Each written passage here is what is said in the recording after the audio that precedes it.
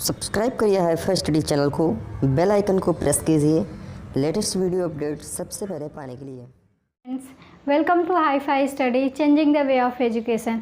आज हम लोग साइंस का सेकंड चैप्टर पढ़ेंगे। दाब किसे कहते हैं जानेंगे, उसके फॉर्मूला क्या है, वायुमंडलीय दाब क्या होता है और न्यूटन्स के लॉ क्या होते हैं। न्यूटन्स का लॉ आपके एग्ज़ाम में 2017 में पूछा हुआ, तो उसको भी हम देखेंगे। ठीक है, आप लोग हेडिंग डाल लीजिए दाब, प्रेशर किसे कहते हैं। ठीक है, किसी सतह के इकाई क्षेत्रफल पर लगने वाले अभिलंबवत बल को दाब कहते हैं।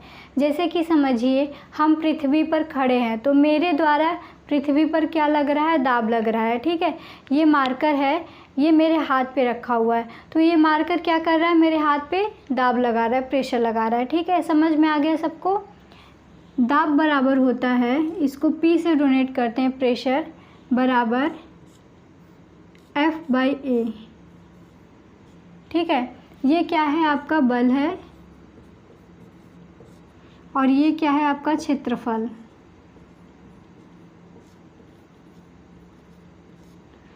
तो हम लोग दाब बराबर लिख सकते हैं बल बटे क्षेत्रफल।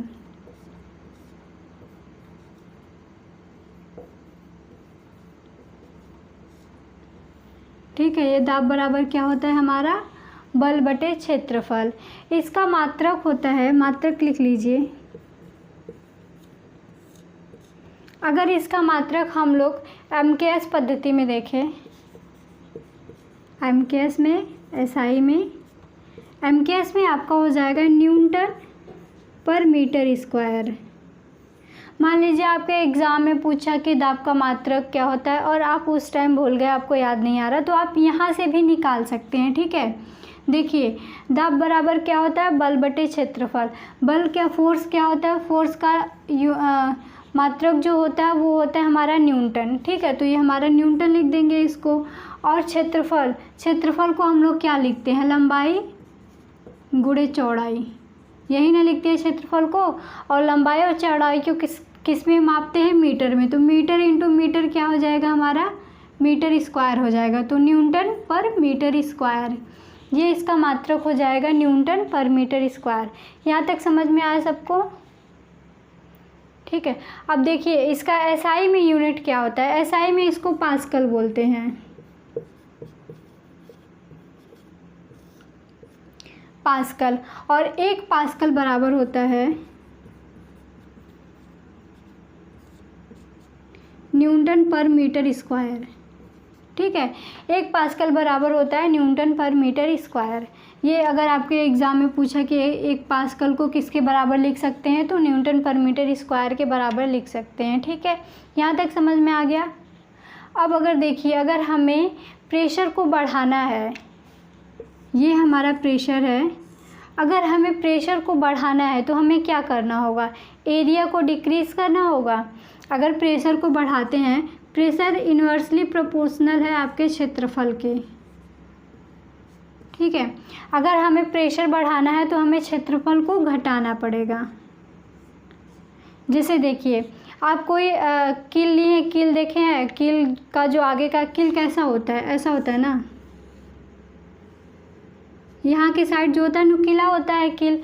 तो अगर हम यहाँ से हथौड़ा मारते हैं तो ये आसानी से दीवार में चला जाता है। ठीक है, और अगर इसी को हम उल्टा कर दें, इस साइड से इसको दीवार में घुसेड़े तो नहीं जाएगा। ठीक है, इस साइड से नहीं जाएगा, क्योंकि यहाँ का एरिया ज़्यादा है और यहाँ का एरिया क्या है, कम है, तो आसानी से यहाँ से कील दीवार में धंस जाता है। ठीक है, चाकू ले लीजिए, जितना धारदार चाकू होता है उतनी आसानी से चीज़ें कट जाती हैं। ठीक है, अब वही चाकू को आप उल्टा करके काटेंगे, उस साइड मोटा रहता है, उसका एरिया ज़्यादा रहता है, प्रेशर कम रहता है, तो नहीं कटेगा। ठीक है, तो हमें अगर प्रेशर बढ़ाना है तो क्षेत्रफल घटाना पड़ेगा। ठीक है, और नेक्स्ट अगर देखते हैं, मान लीजिए हमें प्रेशर कम करना हो तो हम क्या करेंगे,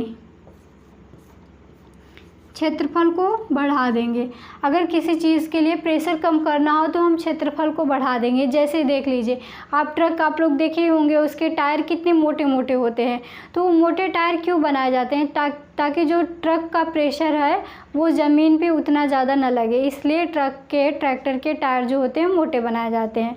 इसका एग्जाम्पल लिख लीजिए, जैसे हमारा ट्रक हो गया, ट्रक का टायर।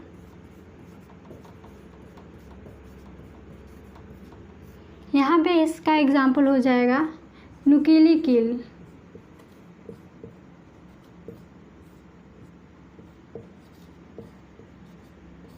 ठीक है, यहाँ तक समझ में आया। हम लोग ने प्रेशर को समझ लिया, किस प्रकार अगर प्रेशर बढ़ाएंगे तो क्षेत्रफल कम करना पड़ेगा, प्रेशर को घटाएंगे तो क्षेत्रफल बढ़ाना पड़ेगा। सबको समझ में आया? यहाँ तक नोट कर लीजिए।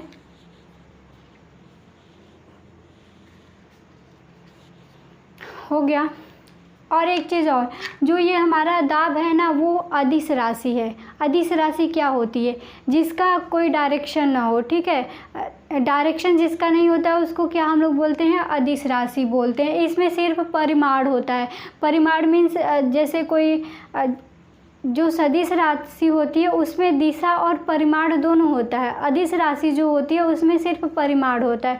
तो ये हमारा बल जो हो गया, जो हमारा ये प्रेशर है, जो हमारा प्रेशर है वो क्या है? एक अदिश राशि है। ठीक है, आप लोग इसको लिख सकते हैं, प्रेशर जो है अदिश राशि है, दाब एक अदिश राशि है।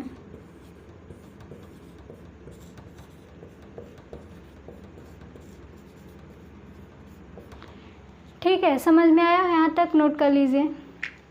ठीक है, अब नेक्स्ट हम देखते हैं वायुमंडलीय दाब। वायुमंडलीय दाब किसे कहते हैं? आप लोग नेक्स्ट हेडिंग डाल लीजिए, वायुमंडलीय दाब।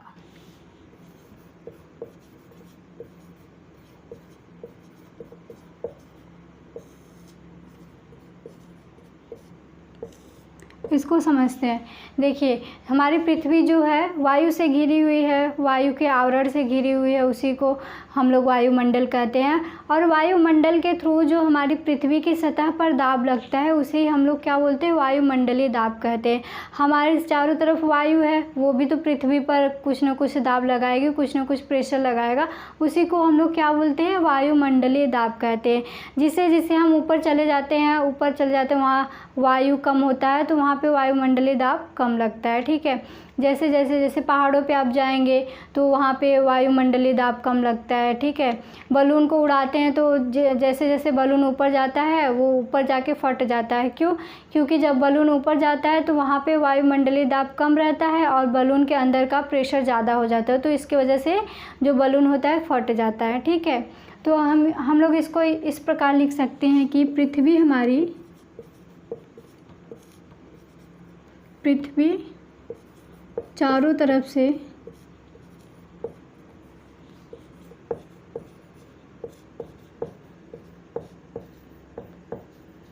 वायु से घिरी हुई है।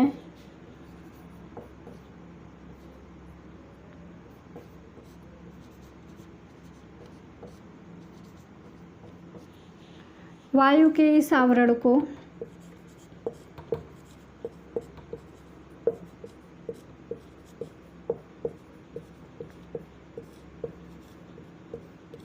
वायुमंडल कहते हैं।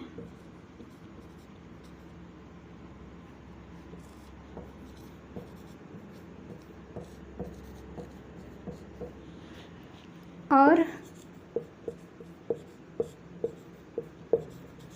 वायुमंडल के द्वारा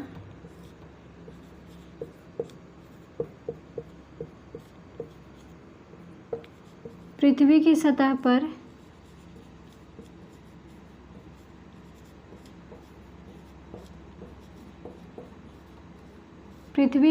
पर लगने वाले बल को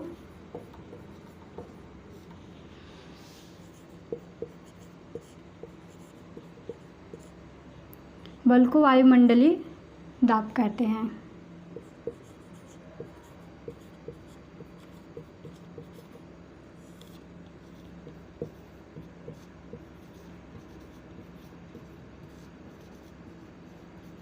ठीक है, यहाँ तक समझ में आया। जो पृथ्वी के चारों तरफ जो हवा घिरी हुई है उसके थ्रू जो प्रेशर लगता है पृथ्वी पे, उसी को हम लोग क्या बोलते हैं, वायुमंडलीय दाब कहते हैं। यहाँ तक समझ में आ गया, इसको नोट करना हो तो कर लीजिए आप लोग। और वायुमंडलीय दाब को हम लोग बैरोमीटर से मापते हैं।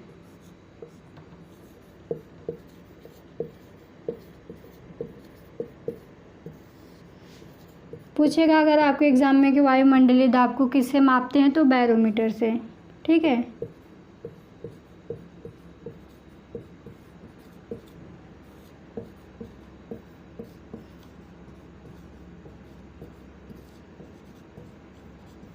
यहाँ तक समझ में आ गया। नेक्स्ट हम पढ़ेंगे, नेक्स्ट हमारा है उत्प्लावन बल।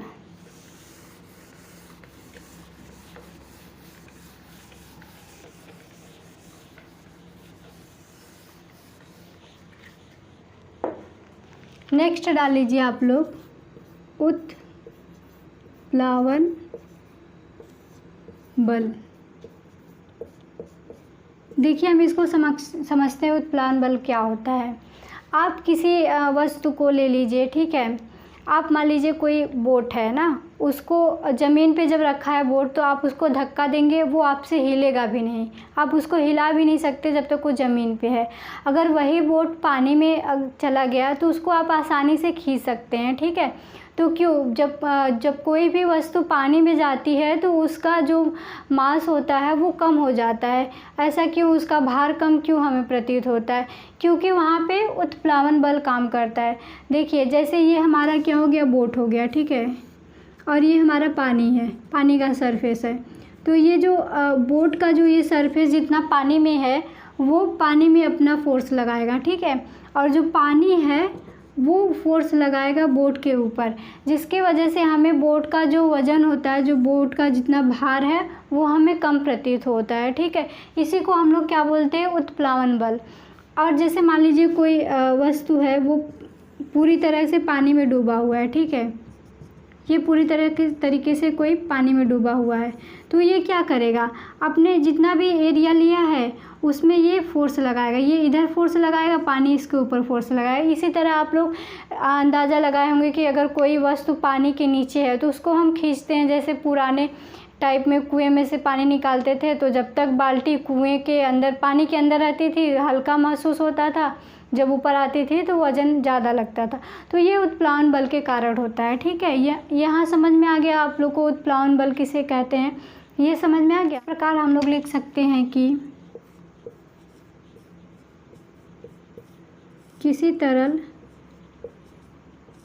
पदार्थ, वो द्रव भी हो सकता है और गैस भी हो सकता है, ठीक है। किसी तरल पदार्थ में कोई वस्तु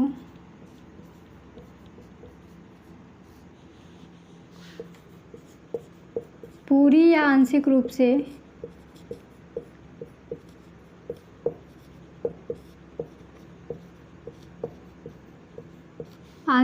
से डूबी हुई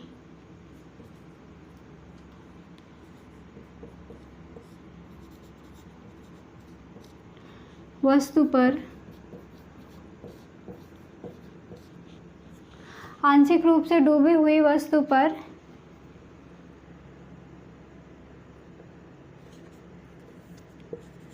ऊपर की ओर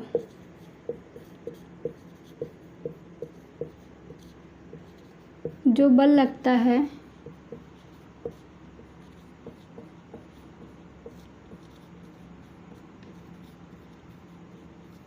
उसी को हम क्या बोलते हैं, उत्प्लावन बल।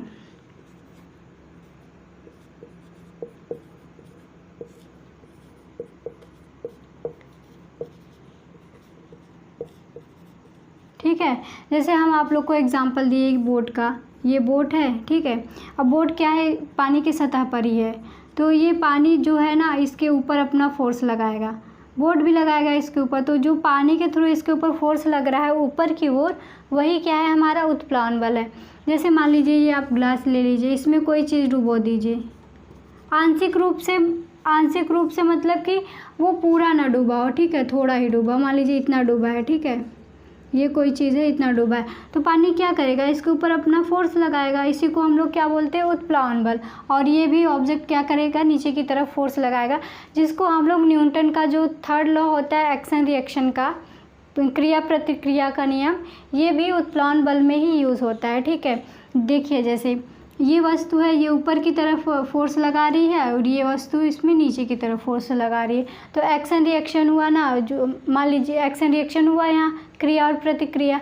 अभी हम लोग आगे न्यूटन्स का लॉ पढ़ेंगे तीनों, तब आपको अच्छे से समझ में आ जाएगा। ठीक है, यहाँ तक ये समझ में आ गया उत्प्लावन बल क्या होता है, किस प्रकार उत्प्लावन बल लगता है, तो ये आप लोग को समझ में आ गया, नोट कर लीजिए इसको। नेक्स्ट हम लोग पढ़ेंगे न्यूटन्स लॉ। ये आपके क्वेश्चन में पूछा हुआ है, 2017 में आपके एग्ज़ाम में पूछा हुआ है, इसलिए हम न्यूटन्स लॉ पढ़ेंगे। ठीक है, नेक्स्ट हम पढ़ेंगे न्यूटन गति के नियम। ठीक है, आप लोग हेडिंग डाल लीजिए, न्यूटन गति के नियम।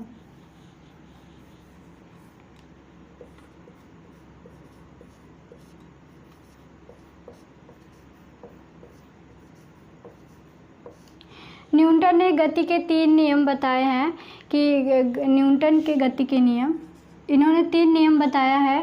पहला हमारे तीनों हम एक साथ देखेंगे। ठीक है, पहला हमारा है जड़त्व का नियम।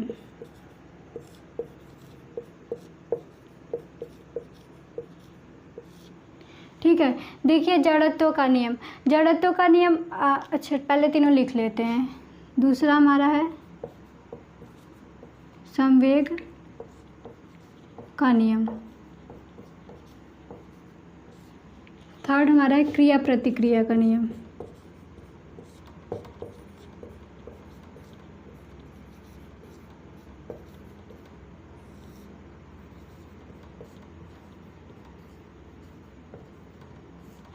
देखिए जड़त्व के नियम में क्या है कि अगर कोई वस्तु, ये पेन हम ऐसे रख दिए तो ये ऐसे ही रहेगा जब तक कि हम इस पर फोर्स लगा के इसको खींचेंगे नहीं, इसके गति में परिवर्तन नहीं करेंगे। अगर कोई वस्तु समान रूप से गति कर रही है, ठीक है, एक चाल से, एक वेग से गति कर रही है, तो वो उसी वेग से गति करेगी जब तक हम उस पर कोई बाह्य बल लगा करके उसको, उसकी दिशा या उस पर कोई बाह्य बल लगा के उसमें परिवर्तन नहीं करेंगे। ठीक है, तो ये हमारा जड़त्व का नियम। अगर कोई विराम वस्तु कोई विराम अवस्था में है तो उसी अवस्था में रहेगी जब तक कि हम उस पर कोई बाहरी फोर्स लगा करके उसकी अवस्था को चेंज नहीं करेंगे। ठीक है, तो इसको इस प्रकार लिख सकते हैं, यदि कोई वस्तु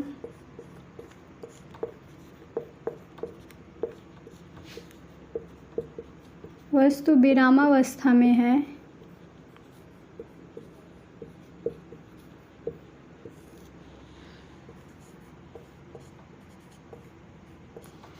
तो वह,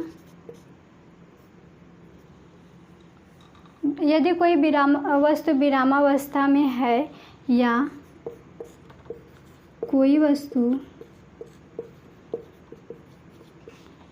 कोई वस्तु एक सरल रेखा में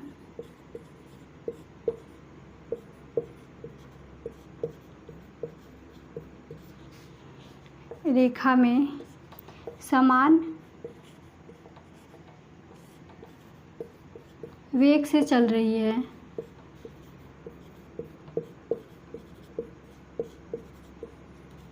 समान वेग से चल रही है, तो वह उसी प्रकार चलती रहेगी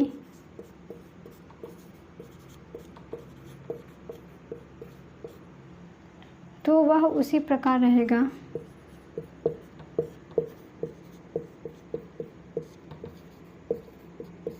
जब तक कि उस पर हम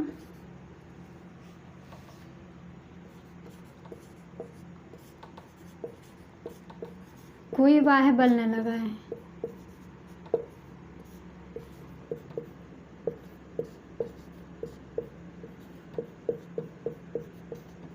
ठीक है, जब तक उस वस्तु पे कोई बाह्य बल लगा के उसके दिशा में परिवर्तित नहीं करेंगे, उसके अवस्था में परिवर्तित नहीं करेंगे, तब तक वह वस्तु उसी अवस्था में रहेगी। ठीक है, ये न्यूटन्स का फर्स्ट लॉ था, ये न्यूटन ने अपने पहले लॉ में बताया। सेकेंड लॉ हमारा क्या है, संवेग का नियम।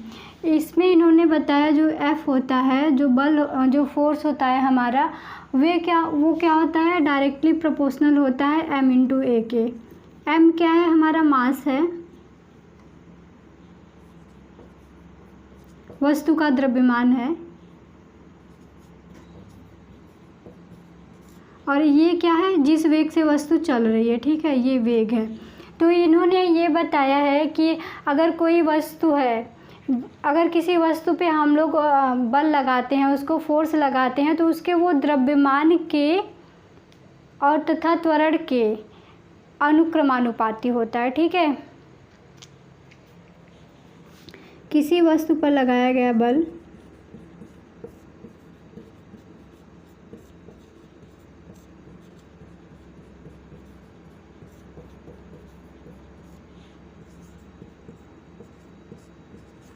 उस वस्तु के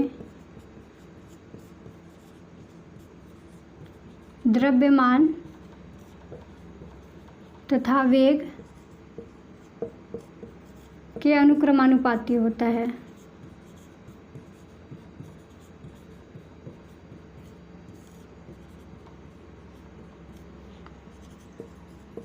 ठीक है, एग्जाम्पल से समझिए।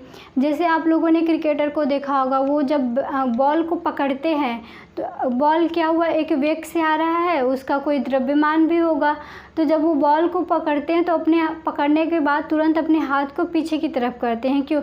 अगर वो अपने हाथ को पीछे की तरफ नहीं करेंगे तो वस्तु जिस वेग से आ रही है उसका जो द्रव्यमान है उनके हाथ में चोट लग जाएगी। तो वो क्या करते हैं, अपने हाथ को पीछे की तरफ खींचते हैं, पीछे की तरफ बल लगा के खींचते हैं, ताकि वो जो जितने तेज़ से वस्तु आ रही है उसे चोट ना लगे, उससे बचने के लिए। ठीक है, ये समझ में आ गया। तीसरा हमारा है क्रिया प्रतिक्रिया का नियम, एक्शन रिएक्शन।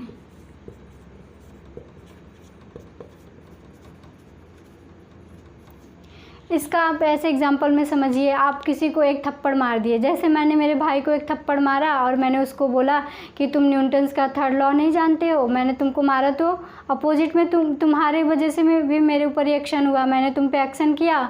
मान लीजिए उसको हम मारे एक थप्पड़ खींच के, तो उसके थ्रू भी मेरे पे रिएक्शन हुआ, तो तुम मुझे दोबारा क्यों मारोगे? क्योंकि एक्शन रिएक्शन तो हो गया, बराबर हो गया। तो वो क्या बोलेगा, मैं भी एक बार मार लेता हूँ, एक बार एक्शन रिएक्शन और बराबर हो जाएगा। तो अगर कोई वस्तु है, ठीक है, जैसे ये हम बताए थे आपको बोट वाला, ये पानी की सतह में बोट अपना फोर्स लगाएगा, ठीक है, और पानी जो है बोट पे अपना फोर्स लगाएगा। तो क्या हुआ, एक्शन और रिएक्शन। जैसे हम किसी को एक थप्पड़ मारे, ठीक है, अगर किसी के गाल पे एक थप्पड़ मारे तो उसके चिक के द्वारा भी आपके हाथ में उतने ही रिएक्शन हुआ जितना आप उस पर एक्शन किए। यही है न्यूटन्स का थर्ड लॉ, क्रिया एंड प्रतिक्रिया का। ठीक है, यहाँ तक समझ में आ गया। इसको हम लोग उत्प्लावन बल में यूज़ किए थे, आपको अब समझ में आया कि कैसे उत्प्लावन बल में इसका यूज़ हुआ। जैसे ये हमारा पानी है, ठीक है, इसमें कोई वस्तु यहाँ तक है, तैर रहा है, ठीक है, तो ये क्या करेगा, ये अपना फोर्स लगाएगा इसके ऊपर, और पानी भी जो है इसके ऊपर अपना फोर्स लगाएगा। यही हमारा हुआ एक्शन और रिएक्शन। ठीक है, समझ में आ गया आप सब लोग को। आई होप आज का वीडियो आप लोग को अच्छा लगा होगा, पूरी तरीके से सारी चीज़ें समझ में आई होगी। अगर कोई भी प्रॉब्लम रह गया हो तो आप कमेंट करके बता दीजिएगा। अगर वीडियो अच्छा लगे तो लाइक कर दीजिएगा। मिलते हैं नेक्स्ट वीडियो में, तब तक के लिए सबको बाय बाय, टेक केयर, अपना ख्याल रखिएगा।